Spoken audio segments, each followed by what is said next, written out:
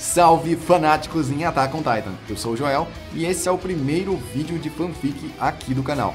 E eu vou contar uma história de épocas antigas, pra você, há 2000 anos atrás. Depois da morte de Ymir, que morreu para defender o rei Eldiano que seria atravessado por uma lança, as filhas de Ymir tiveram que devorar a sua mãe, a mando de seu pai, para que obtivessem os poderes de Ymir. Acontece que as três meninas devoraram parte da espinha de Ymir. Maria e Rose receberam cada uma vários poderes, mas Sina não, ela não ganhou poder nenhum.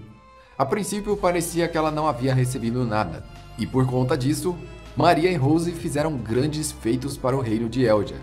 Os anos se passaram e elas travaram batalhas, conquistaram territórios. Cerca de 9 anos após a morte de Ymir, o rei Eldiano ordenou que Sina fosse banida do reino de Eldia e que apenas Maria e Rose reinassem. E assim, Sina fugiu com medo de ser executada.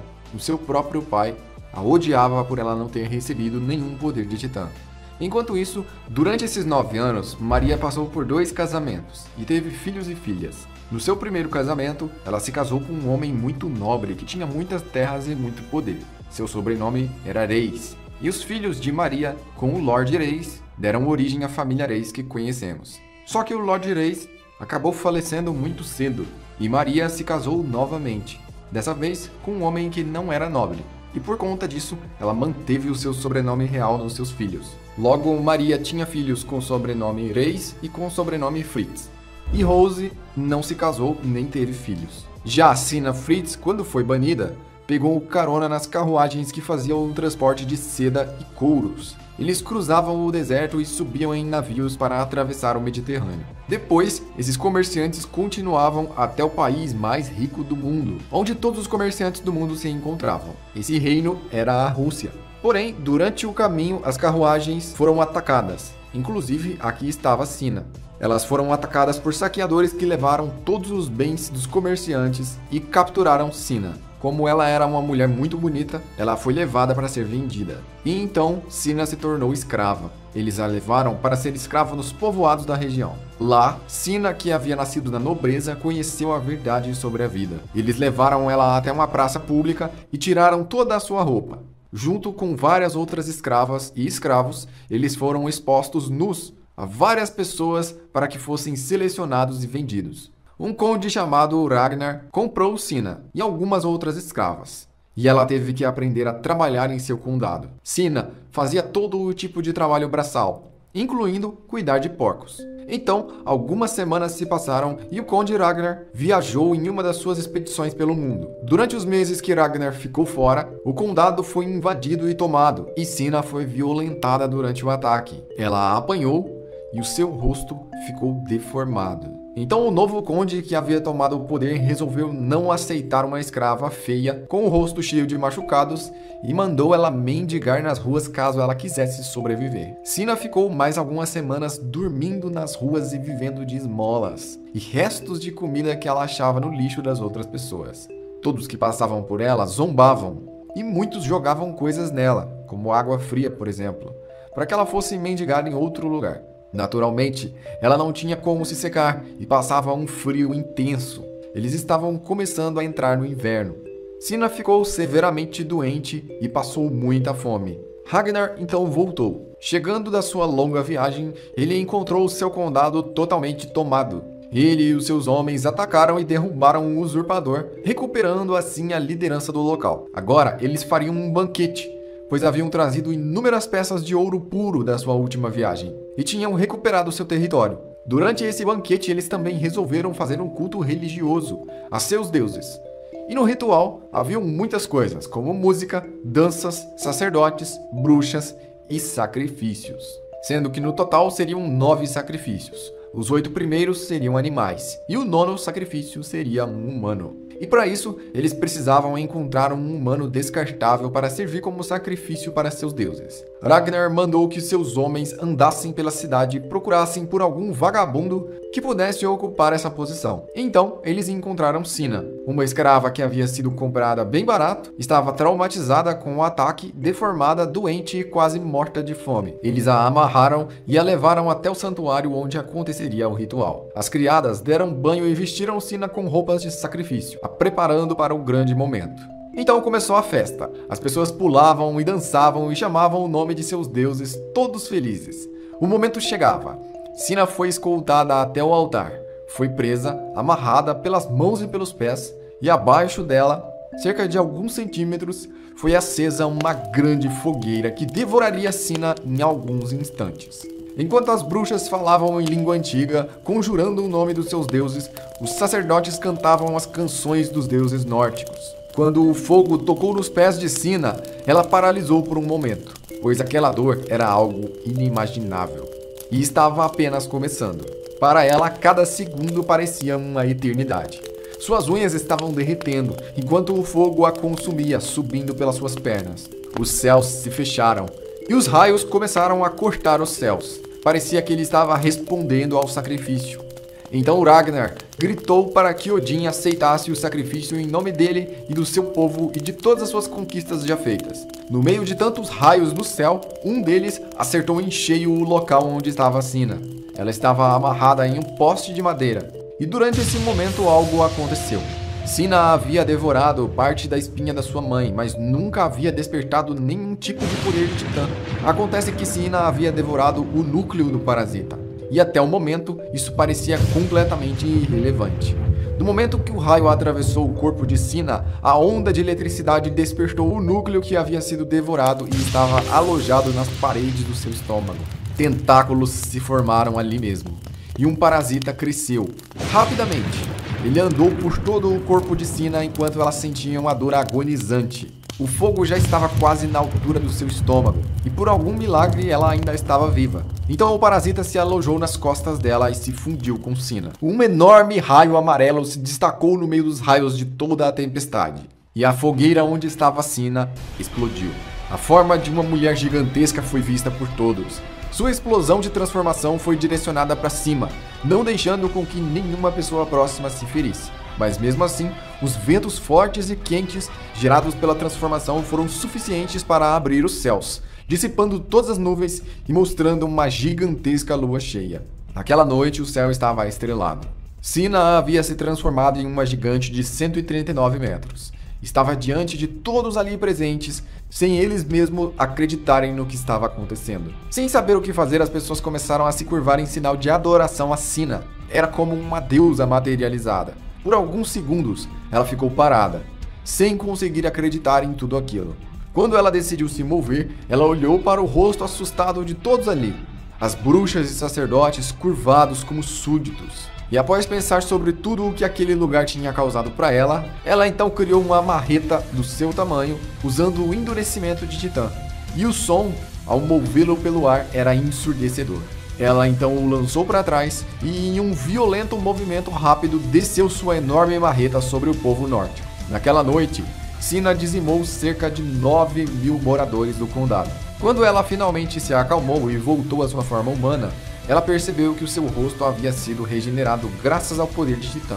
Sua deformidade não era mais vista, e ela tinha perdido parte das suas memórias. Ela só se lembrava que ela precisava chegar no local onde todos os comerciantes do mundo se encontravam, na Rússia. E agora ela começou uma caminhada para lá, para tentar fazer alianças e criar o seu próprio legado. Após andar por vários quilômetros, ela pisou em um espinho, e furando o seu pé, ela se transformou sem querer em Titã. E assim ela foi avistada por um grupo de soldados, que foram até o local ver o que estava acontecendo. Ela lentamente foi entendendo como que funcionam os seus poderes, e as suas memórias também foram retornando. E quando os soldados chegaram, encontraram ela no meio dos destroços da floresta, com as marcas de transformação abaixo dos seus olhos e com o corpo de Titã ainda evaporando. Eles a levaram diretamente para o rei. Esse reino, que é representado no nosso mapa como Rússia, na verdade se chama Hajime, e o nome do seu rei é Oleg. Oleg, o rei de Hajime, viu que aquela mulher possuía poderes, dos quais ele tinha já ouvido falar e estava muito interessado. Então ele pediu para que os guardas a escoltassem. Dentro do castelo ela se banhou, se vestiu e foi convidada para um enorme banquete, já que ele queria persuadi-la a ajudá-lo. Ele a recebeu e a convidou para se sentar à mesa. Os seus servos trouxeram muita comida e bebida, além de uma grande festa que foi feita no salão real durante toda aquela noite. Oleg e Sina conversaram sobre tudo, e ela contou toda a sua história para o rei. Os dois beberam juntos e acabaram indo dormir na mesma cama. Oleg e Sina se apaixonaram, e Sina ficou completamente encantada quando descobriu as ambições do seu amado, já que o rei Oleg desejava atacar o Império de Eldia e derrubá-los. Ele já tinha ouvido falar do poder esmagador dos titãs e que eles estavam conquistando tudo à sua volta. O reino de Hajime estava ameaçado, e ele tinha medo do poder dos titãs. Isso se encaixou no forte desejo de vingança de Sina, que nesse momento guardava um forte ódio da sua família e das suas irmãs mais velhas. Sina era a mais nova e dada como fraca. Ela foi expulsa, sofreu todos os tipos de dores e agora era rainha do reino de Hajime, além de ter um gigantesco poder dentro de si. Em questão de semanas ela se casou com Oleg. E seu desejo de vingança foi alimentado quando ela e seu amado começaram a planejar o ataque surpresa a Eldia. O rei Oleg desejava atacar, pois tinha medo dos titãs e da fama mundial que eles estavam ganhando, já que seus soldados tinham apenas cavalos e espadas, e Eldia tinha poderosos titãs praticamente imortais. Então foram chamados todos os reis e condes da região de Hajime. Todos eles se reuniram para o grande plano de atacar Eldia. O ataque aconteceria na próxima primavera, já que eles estavam no meio do inverno e atacar nessas condições com as estradas cheias de neve era muito complicado. E acabou que o inverno passou muito rápido, e todas as tropas estavam prontas. Na frente de batalha estava o rei Oleg com o seu enorme machado dourado e a rainha Sina, sedenta por vingança e desejando ser a nova líder do povo eldiano. Tudo está pronto para começar uma enorme batalha. Chegando então o dia 9, eles marcharam para Eldia. E chegando lá, atacaram todas as rotas de suprimentos, fazendo com que o transporte de alimentos ficasse desfalcado. 1.390 homens a cavalo fortemente armados e uma gigante de 139 metros. Sina descobriu que podia ficar até 2 meses na sua forma de titã.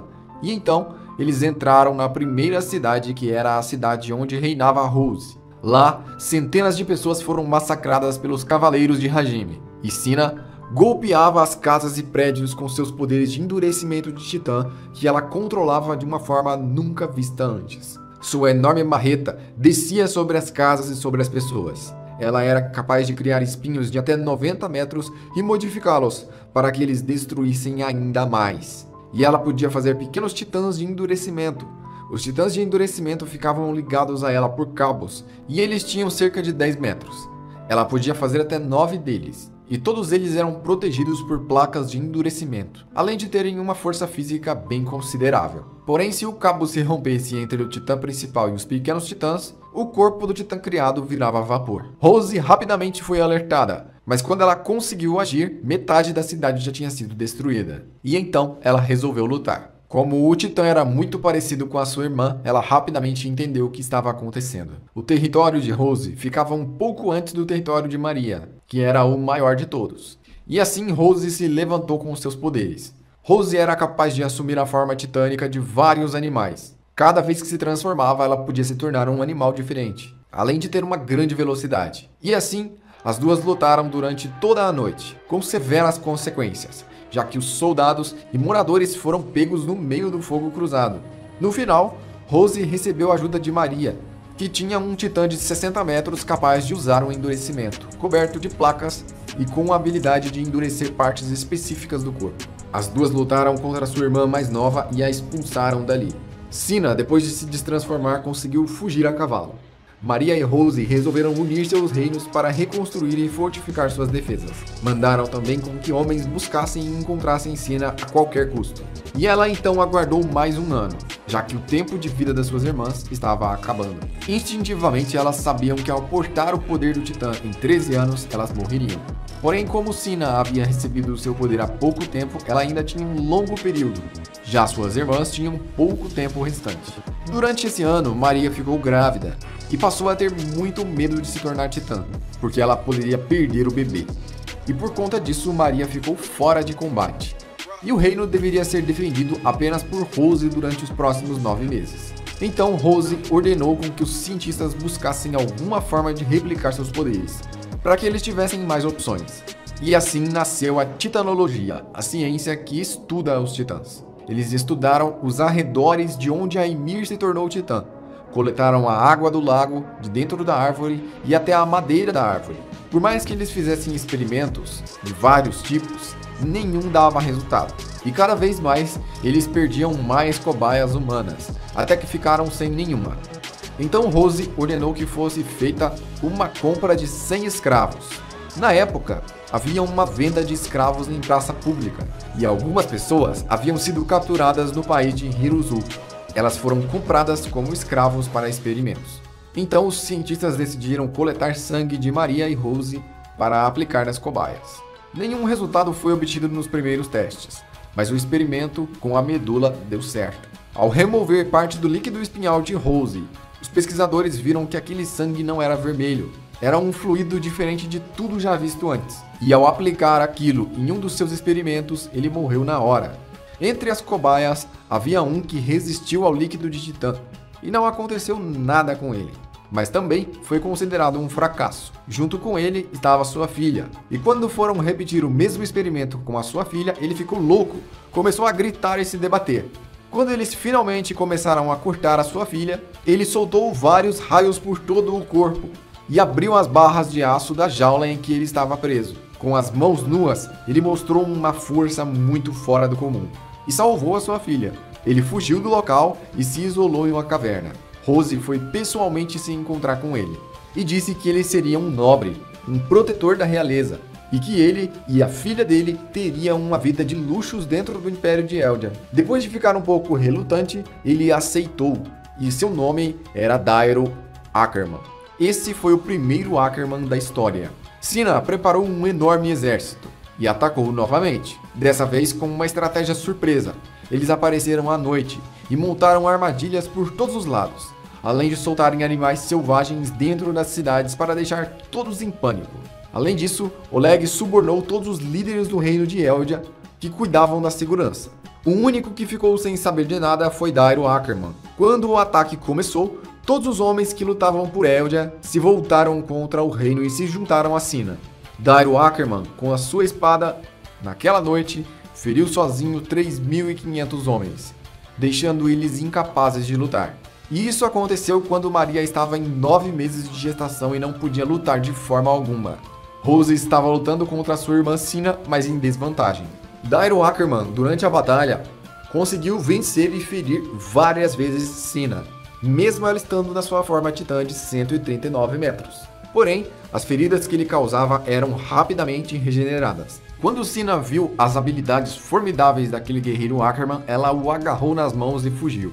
Longe dali, ela propôs que ele se juntasse a ela e prometeu para ele várias riquezas. Ele momentaneamente aceitou e ambos voltaram para a linha de frente. E com Dairos ao seu lado, ela venceu Rose e a deixou em pedaços, se regenerando, enquanto procurava sua irmã Maria para obter vingança.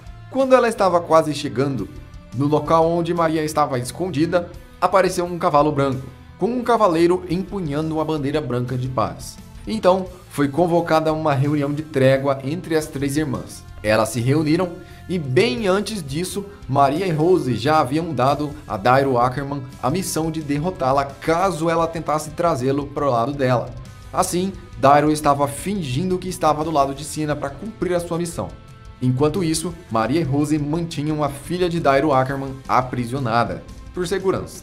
Maria e Rose pediram perdão para Sina e prometeram para ela que dariam parte do território, dividindo assim igualmente o reino de Eldia em 3, e que ela poderia ficar com todo o território ao sul. Sina aceitou e foi viver naquela região. Construiu acampamentos e se estabeleceu ali como o seu próprio reino. Passando-se alguns dias, chegou o dia do parto de Maria, e durante o seu período de parto, Sina foi atacada novamente. dessa vez por Oleg e Dairos. Eles se uniram para atacar Cina e a apunhalaram na cabeça. Oleg, assim como Dairos, fez um acordo de traição com Maria e Rose, e todos ficaram contra Cina. Mas ela transferiu sua consciência para a parte baixa do corpo e se manteve viva. Enquanto ela se regenerava, os dois saíram dali para mostrar a cabeça dela e provar que ela havia sido derrotada. Ela se escondeu, e quando estava 100% regenerada, Cina se transformou e atacou com todas as suas forças, passando por cima de toda a região que estava protegida por Rose, vencendo Rose com toda a sua fúria. Ela deixou sua irmã despedaçada, e enquanto Rose estava se regenerando, ela foi buscar onde estava Maria. Na sua fúria, ela encontrou o local do parto, que estava acontecendo em um castelo. Quando ela chegou, ela abriu na sua forma titânica o teto do castelo, pegou Maria, que estava deitada na sua cama, e engoliu a cama com a Maria e tudo junto. Dairos tinha uma velocidade muito fora do comum, e ele escalou o Titã de Cina assim como dava. Os cientistas tinham a teoria de que o ponto principal estava ali na nuca por conta dos seus experimentos, e eles instruíram o Ackerman a atacar ali. E quando ele cravou sua espada na nuca do Titã, ele acabou por acertar exatamente a nuca de Cina, na sua forma humana, e ela começou a evaporar. No meio do vapor, foi possível ver Maria, que estava dentro do estômago da Titã. Cina havia sido completamente eliminada, e Maria estava totalmente fraca. Passando por um trabalho de parto extremamente complexo, ela deu à luz a 2 bebês. Maria então começou um longo processo de regeneração. E enquanto isso, o corpo de Cina estava se desfazendo. Os bebês estavam muito fracos e não iam resistir. Então Dairos deu na boca dos bebês o líquido espinhal de Cina. E assim, as crianças ganharam poderes de titãs e sobreviveram. Porém, eles poderiam viver apenas até os 13 anos, já que esse é o tempo de vida dos portadores de titãs. As crianças que receberam o líquido de Cina se chamavam Eric e Igor. E Eric foi adotado por Oleg, que também recebeu como pagamento por sua traição o território do sul. Ele ajudou Maria e Rose e isso foi recompensado. Ele levou Eric como um filho e como uma fonte de poder para seu novo reino. Maria completou 13 anos de titã e passou o seu poder adiante. Oleg deu início, lá no sul, a uma família que guardaria por muitas eras esse poder de titã. Seu nome era Oleg Tybor. E por muitos séculos à frente, essa família Tybor guardaria o poder do titã Martelo de Guerra, que se originou em Cina. Foi passado para uma das filhas de Maria, que automaticamente é uma súdita de Ymir. E assim se originou a família Tybor e o poder do titã Martelo de Guerra. Os outros filhos de Maria herdaram os poderes de titã dela e foram se dividindo até formar os outros 8 titãs. Essa foi a primeira fanfic aqui do canal. Eu espero que você tenha gostado e para não perder outras, se inscreva aqui no canal. Eu sou o Joel, vou ficando por aqui e até a próxima.